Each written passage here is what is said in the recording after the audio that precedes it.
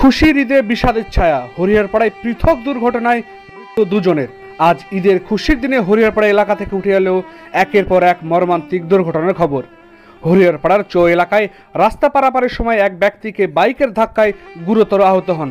তাকে সঙ্গে সঙ্গে মুর্শিদাবাদ মেডিকেল কলেজ ও হাসপাতালে নিয়ে গেলে চিকিৎসকরা মৃত বলে ঘোষণা করেন। এই দুর্ঘটনার রেশ কাটতে না কাটতেই মাত্র ঘণ্টা দুয়েকের ব্যবধানে চোয়া মাঠপাড়া এলাকায় ঘটে আরও একটি প্রাণঘাতী দুর্ঘটনা। জানা যায়, দুটি বাইকের মধ্যে রেষারেষির ফলে নিয়ন্ত্রণ হারিয়ে এক যুবক দুর্ঘটনার কবলে পড়েন। ঘটনাস্থলে মৃত্যু হয় তার। মৃত যুবকের নাম রাকিব শেখ।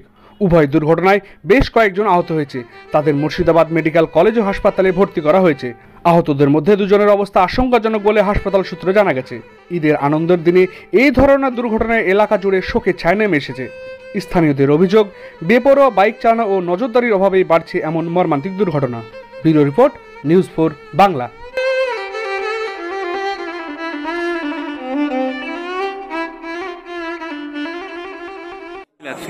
মানে আমি ধরেন ডান দিকে ছিলাম, বাঁ দিকে আমার বাড়ি, বাঁ দিকে আমি ক্রসিং করে ঢুকছিলাম, আর ওরা আমার পেজ দিয়ে মানে আমতলা রোড থেকে হরিয়াপাড়া সুদা আসছিল, আর হরিয়াপাড়া থেকে আমতলা রোড যাচ্ছিল। গাড়ির নিয়ন্ত্রণ কেমন ছিল? নিয়ন্ত্রণ প্রায় ধরেন 80 মানে রেস দিচ্ছিল? রেস ছিল না, একই পিকআপে ছিল। রেস যে স্লো করবে গাড়ি, সে স্লো ছিল না। দিয়ে সামনাসামনি স্পটে কজন আহত হয়েছে এখনো মোটের উপর?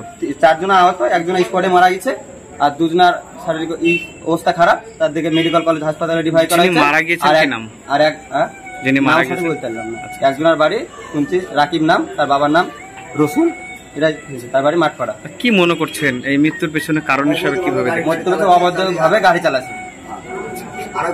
কোথায় হচ্ছে অ্যাক্সিডেন্টটা? চুয়া নতুন পাড়া।